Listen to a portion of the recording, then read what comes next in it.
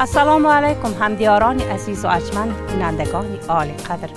گروه ایجادی برنامه دوست داشته‌تان رنگین کمان در سفری هنری می باشند. ما حالا در محله تانگ یلدوزی ناهیچ نازی ولایت تاشکند قرار داریم که در اینجا اساساً مردمش ساکنانش تاجیکان می باشند.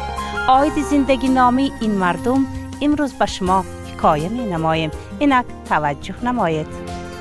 وطن مادر در دل و زبان وصفی به همتایت داریم. مهر و محبت و صداقت به وطن با عله همواره مادران سری گهواره مان همیشه تنین انداز است. در تربیت نسل نورس برابر مادران و پدران، مربیان، آموزگاران هم مسئولند. جوانان امروزه از امکانات‌های فراهم آورده شده بسا با ثمر استفاده می‌برند. تعطیل را سرمضمون گذراندند و امروز در وقت تحصیل هم پس از درس در محفل‌ها شرکت می‌ورزند. از همه زیبا وطنم ملک دلارا، وطنم باب تماشا، وطنم امید فردا، وطنم خاطر جمع مادران، خانه یار دوستان، به دوش خود گرفته ای تشویش دنیا وطنم.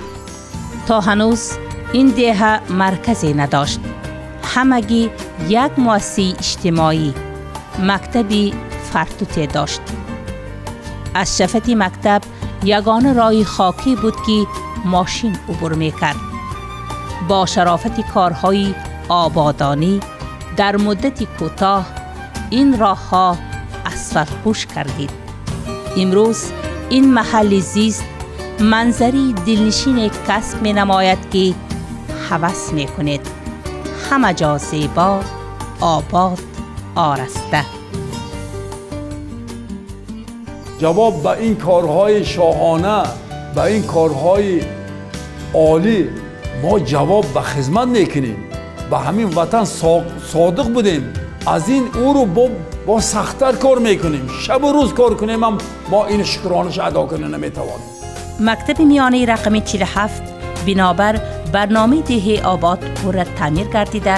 بر علاوه بنای تعلیمی 2 آشیانه برای 180 خواننده نیز ساخته مجهز گردانیده شد. به همین مجهز سازی مکتب با بهترین و زمانه‌ترین وسیله‌های تعلیمی انجام داده شد.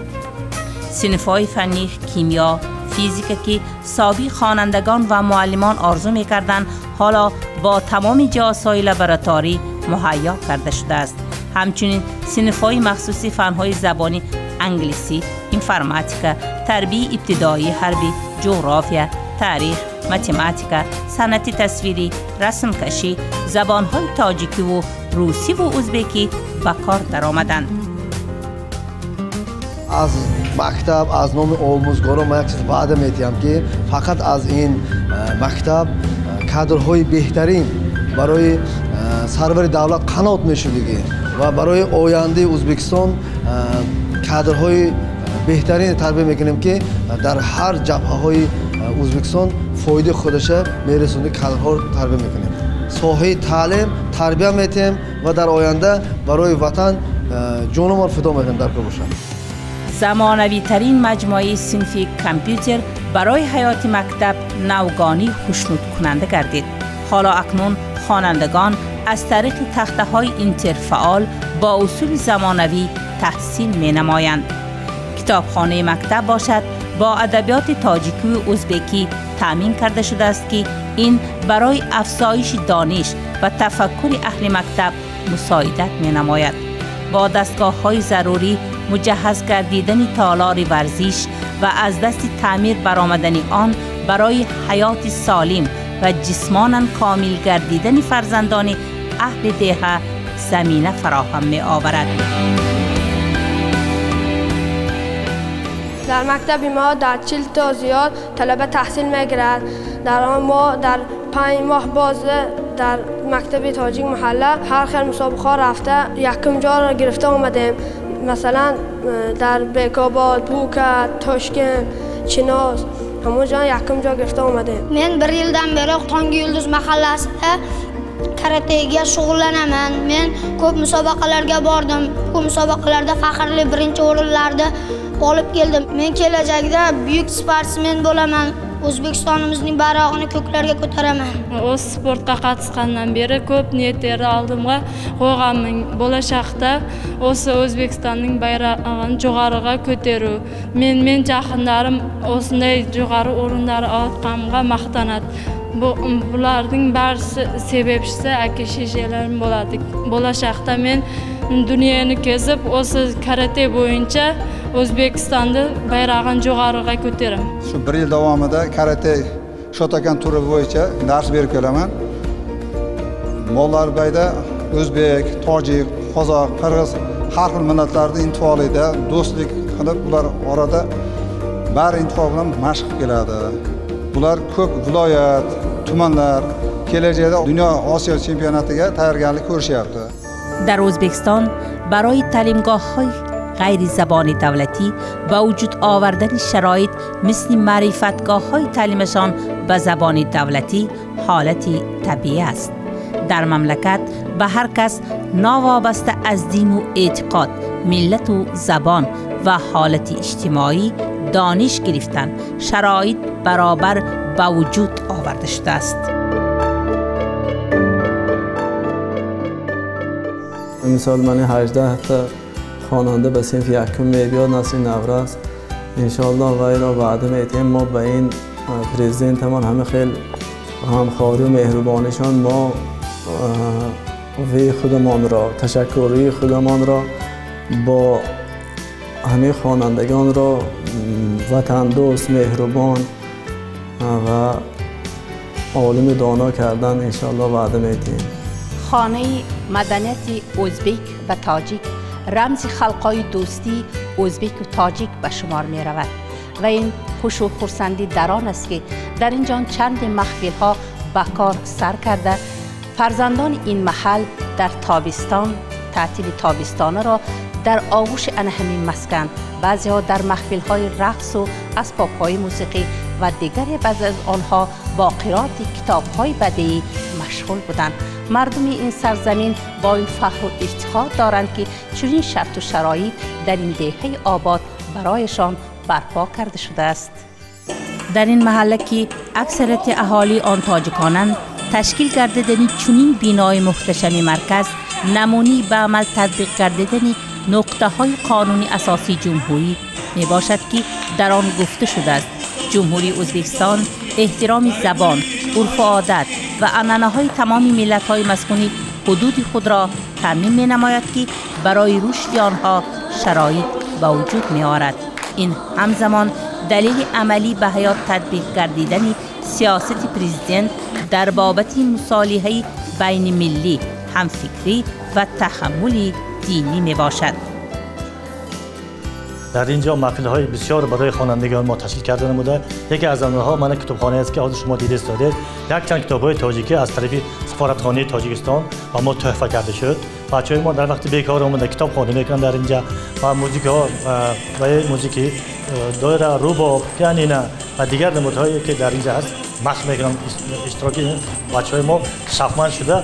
آینده خدا خواهد داریم که در ازبکستان یکی از اون جای پیشوایی شده برآمده اشتراک میکنن. در هر خیلی ها گذارنده شده. مهمانان از همه دور اومدن. یک من حوله ما بر این طرف به ازبک‌ها، قزاق‌ها، تاجیک‌ها، حتی ترکمن‌ها را اومده اشتراک کردن. کریس‌ها اومده اشتراک کردن. دیدن و پیشواز گرفتن ایدی ملی ما چقدر میشود. ما هم دوستان بابای‌ها بین همدیگر مسابقه شد، گوشتینگیری شد، سنگ برداری شد. بسیار خلق ما خرسند شدن که از خود ولایت ارتشای نامیدی خلق ازبکستان اومد اشتراک کرد. خلق ما در شوقمند شد، خرسند شد که به نهایت در این وقتی ماها را میشناختی به دست در این وقت اومده در همین محفل‌های ما ایدهای ما اشتراک کردن. ماها را تبریک نمودن. رقص خرسندی‌ها شد، شبشینی‌ها با دیگه ملت‌ها هم اومده در اینجا اشتراک نمودن. کتاب‌هایی که در کتابخانه مرکزی مدنیت به زبان‌های ازبکی و تاجیکی و غیر جمع آوری گشته است برای اهل حدود خصوصاً برای جوانان خیلی مهم میباشد، زیرا در عین حال از طریق کتاب محبت به کتاب کسب کردن معرفت و معنویت و برخورداری از سیاه یگانه راهی عاقلانه است و همزمان برای وسعت تفکر و مدنیت اهل دهه امکانیت و شرایط خیلی مناسب فراهم می آورد. ای وطنی ما تو دلربایی، ای گلشنی ما تو دلکشایی، به ما بچگان مهربان مادر دادی دبستان کتاب و دفتر، خواند گفتی علم و هنر را، شود گفتی عالم و دانا، دنیا اینو سازندگانت باید که اعلا دائم بخواند، پند شما را داریم در گوش، ناکرده اصلا آن را فراموش. خود گوی که میان ما که تفریقه افتاده است، این وحدت خلق ما میراثی زی اجداد است. بر قله هر مطلب با تو برسد دستم، تو تاجیکی من هستی من ازبکی تو هستم، همسایه ای هم قسمت هم فکر و هم آهنگیم، اندر چمنی دوران چون دو گلی یک رنگیم. از صبح صفای ما روح پدران شاد است، از عهد و وفای ما دل خرم و آباد است. در شفت خانه های نوبنیاد مؤسسه تعلیمی تا مکتبی رقم 8 برای 60 کودک ساخته شده است. تا هنوز هیچ یک کودکستان در این محل وجود نداشت و در بسیار حالتها کودکان از نبودن باغچه بچگانه حرف اول را تنها در مکتب میانه میشناختند. حالا اکنون وضعیت دیگر است. در این دهه دوردست آرزوی دیرینی پدر و مادران و فرزندان سرشمار جامعه عمل می‌پوشند و این کودکستان آنها با تمام شرایط تعلیم و تربیه از یگان چنین مؤسسه دیگر کمی ندارد. برای این تمام شرایط خوابگاه، میدانچه های بازی، وسیله های تعلیم و تربیه این همه فراهم آورده شده است. هر یک خوانندگان یعنی کودکستان برپا نبود، هر یک خوانندگان ما یک ماه دو ماه آورده و مکتب شناس کرده حرفا را می آموزانیدیم. اکنون کودکستان است با خوانندگان همش این نوگیری ها را، این خیلی خوشرویی ها را، شرایط ها را دیده در خانه پدر و مادر خودشان نیز آمده و ما مهربانی کرده همین فرزندان ما را دانا، یگان صاحبی کسب، صاحبی علم و هنر کردن آمده در درس ها 6 درس ها را نظارت میکنند.